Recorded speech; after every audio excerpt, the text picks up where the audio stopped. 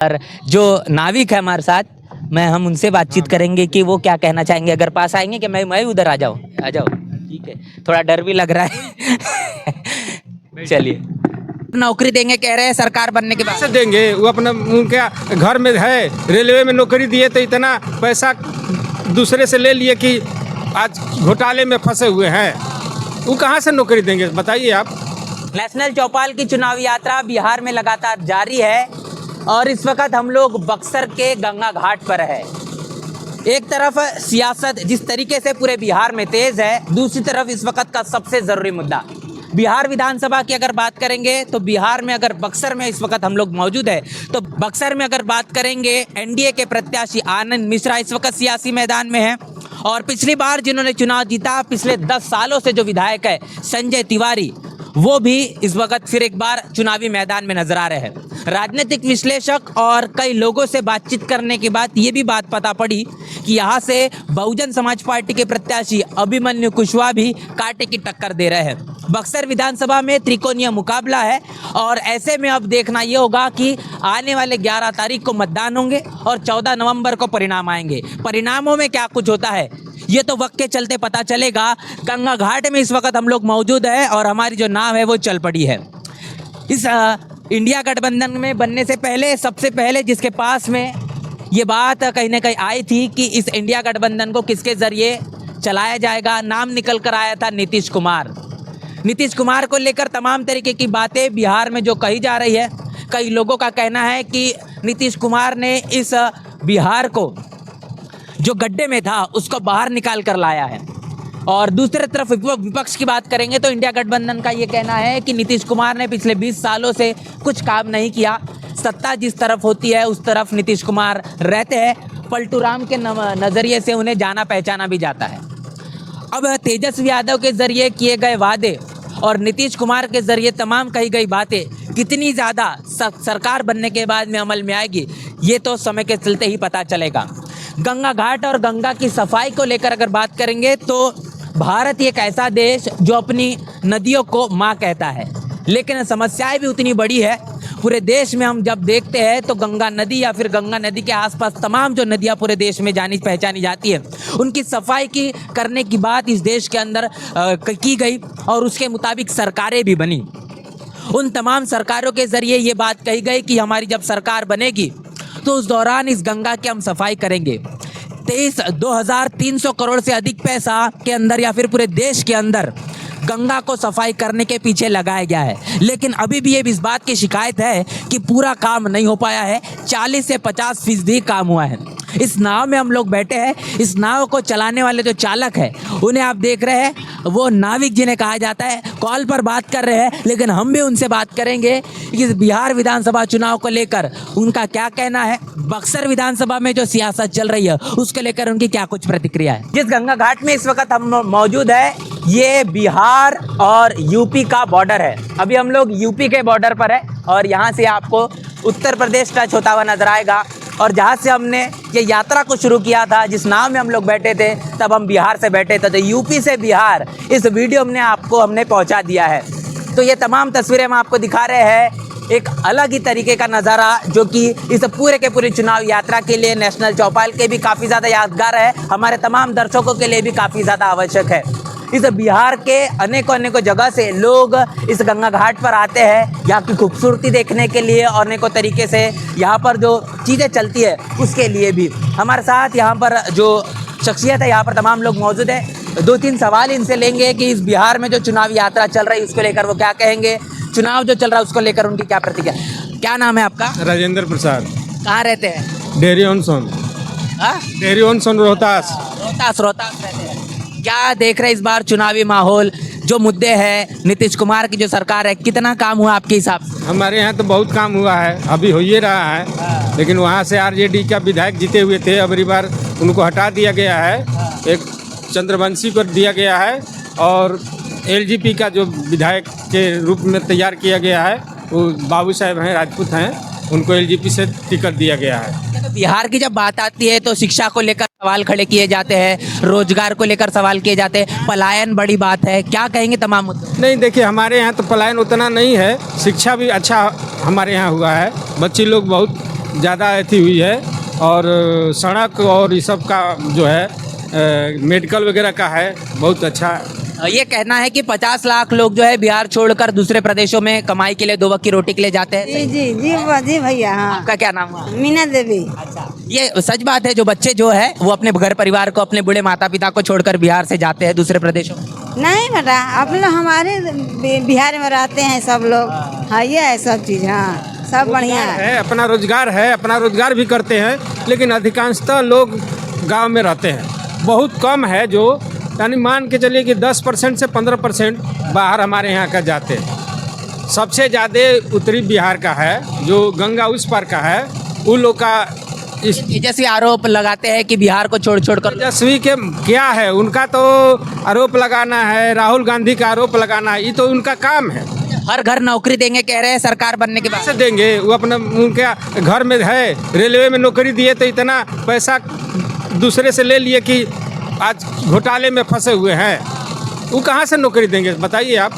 अच्छा, ये यूपी के आसपास का जो क्षेत्र है, यहाँ पर जो हाथी छाप है ये प्रभावित है, तो रोहतास में क्या मामला है? नहीं, कुछ नहीं, वहाँ कोई रोहतास में अति नहीं, वहाँ हाल ही नहीं है। मान के चलिए कि इधर हम लोग के तरफ में कोई उनका अथी नहीं है। तो ये यूपी का जो बॉर्डर है वहाँ से निकल कर अब बिहार की तरफ फिर हम लौट रहे हैं, और जो नाविक है हमारे साथ, हम उनसे बातचीत करेंगे कि वो क्या कहना चाहेंगे। अगर पास आएंगे कि मैं उधर आ जाओ। ठीक है, थोड़ा डर भी लग रहा है। चलिए ठीक, तो ये यहाँ पर अभी हम बातचीत करेंगे, थोड़ा सा एक्सप्लोर करने की कोशिश कर रहे हैं बिहार के इस पूरे के पूरे चुनावी हमारी यात्रा को। क्या नाम हुआ आपका बताइए? राजगिरी चौधरी। कितने सालों से ये काम कर रहे हैं आप यहाँ पर, ये बिहार के इस गंगा घाट पर? कम से कम 40 वर्षों से जो है हमारा अपना नाव का कारोबार यहाँ पर चल रहा है। तो ये तो पीढ़ी दर पीढ़ी चल रहा है क्या? जी हाँ, ये हम लोग का एक तरह से मान लीजिए खानदानी ये खेती हुआ, इसी से जीना है, इसी से मरना है। मेन रोजी रोटी का यही हम लोग का एक जरिया है। अच्छा, अभी हम जो देख रहे हैं, जो स्थिति यहाँ पर है, जिस तरीके से जो चीज़ें बनी हुई है, पिछले 5 साल 10 सालों के पहले कैसा था यहाँ पर? यहाँ 10 साल से पहले जो था ना, पूरे मिट्टी था, पूरे मिट्टी घाट थी। लेकिन 10 से जो हम लोग का बीजेपी का अश्विनी कुमार चौबे जो जीते, फिर लालमुनि चौबे जीते, उन्हीं लोग के अंतरकाल में जो है सब घाट बाट का विस्तार हुआ। लेकिन जो हम लोग का सदर विधायक हैं, अभी यहाँ का जो बक्सर का विधायक हैं मुन्ना तिवारी, अभी तक से बक्सर में ऐसा कोई विकास नहीं किए हैं जिससे कि एक घाट पर कोई ना घाट बनवा पाए। अच्छा, क्या क्या होना चाहिए था? आपको क्या लगता है कि क्या विकास यहाँ पर होना चाहिए? यहाँ पर जो राम का जो वर्णन हुआ है, विश्वामित्र जो यज्ञ किए हैं, राम को यहाँ लाए थे, कम से कम उनका जो है ना भव्य तरीका से विस्तार होना चाहिए, ताकि पर्यटन लोग आश्रित होकर के इस घाट पर आवे, माँ गंगा में स्नान करे, मंदिर में दर्शन करे। मंदिर तो है, लेकिन पूरे लोग यहाँ के कब्जा करके उसको धर्मशाला बना कर रखे हुए। हमने ये देखा कि महिलाएं जो यहाँ पर आती है, वो महिलाओं को इस बात के लिए मजबूरी है कि वो खुले में है, उनके जो कपड़े हैं वो चेंज करने के लिए मजबूर है। तो ये क्या यहाँ पर चेंजिंग रूम वगैरह कुछ बनाया है, नहीं बनाया गया? देखिए, यहाँ पर नगर परिषद जो है प्राइवेट ठेकेदार को ठेका दे रखा है घाट के सफाई और चेंजिंग रूम के लिए। वो जो है चेंजिंग रूम पहले था, वो छोटा छोटा बनाया था कराकट का, लेकिन जो पानी बढ़ा ना तो उसमें सब तहस नहस हो गया। अभी तक से कोई चेंजिंग रूम नया बना करके इस पर नहीं लगाया है। ये ठेकेदार का काम है और नगर परिषद का काम है।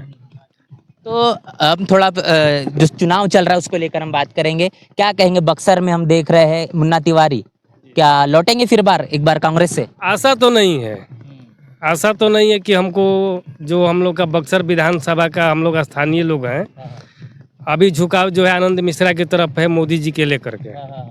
हम लोग का आशा नहीं, पूरा विश्वास है कि अगर यहाँ पर बीजेपी की सरकार बनती है तो हमारे राम रेखा घाट का विकास होगा, माँ गंगा का विकास होगा। इस पर सारे जो भी व्यवस्था चाहिए वो हम लोग को मिलेगा। केंद्र में तो बीजेपी की सरकार है, गंगा को सफाई करने को लेकर बहुत सारा पैसा खर्च करने की बात मोदी जी ने की, अभी भी बात नहीं बन पाई है। नीतीश कुमार भी ये बात कहते हैं, तो फिर कैसे उम्मीद कर सकते हैं कि बीजेपी ये काम करेगी नहीं करेगी? देखिए, जो भी है कारण है कि न सफाई होने का कारण है कि जो स्थानीय यहाँ का पंडा लोग हैं इस घाट का, उन लोगों को थोड़ा हिदायत देना प्रशासन द्वारा देना चाहिए कि जो भी कूड़ा कचरा होता है उसको एक डॉल्फिन में डलवाएं। लेकिन वो लोग इस तरह का काम नहीं करते हैं, पूजा करके दक्षिणा ले लिए अपना चले गए। वो लोग कचरा करते हैं। दूसरी बात कि लोग आते हैं अपना कपड़ा वगैरह छोड़ देते हैं, इसलिए कचरा होता है। अच्छा, बक्सर की जब बात करेंगे तो ये हम जो रोजगार की बात करेंगे, यहाँ पर हमने अभी थोड़ी देर पहले बात किया कि काफी सारे जो लोग हैं, 50 लाख से ज्यादा लोग बिहार को छोड़कर दूसरे प्रदेशों में अपने परिवार को छोड़ने के लिए मजबूर है। ये कितना बड़ा मुद्दा है? क्या इस मुद्दे को लेकर इस बार कुछ सोचा जा रहा है, वैसा वोट होगा? सोचा तो बहुत जा रहा है, लेकिन कारण है कि अगर हम लोग मान लीजिए अगर बीजेपी को छोड़कर किसी और को भी देते हैं तो वो उसका मजबूर यही रहेगा कि कहेगा कि भाई केंद्र हमको मदद नहीं कर रहा है। इसलिए हम लोग सोच रहे हैं ना कि केंद्र में उस जो सरकार है वो राज्य में भी बने, ताकि एक दबाव बने जनता द्वारा कि भाई अब तो तुम कोई बहाना नहीं बना सकते हो कि केंद्र हमको नहीं दे रहा है।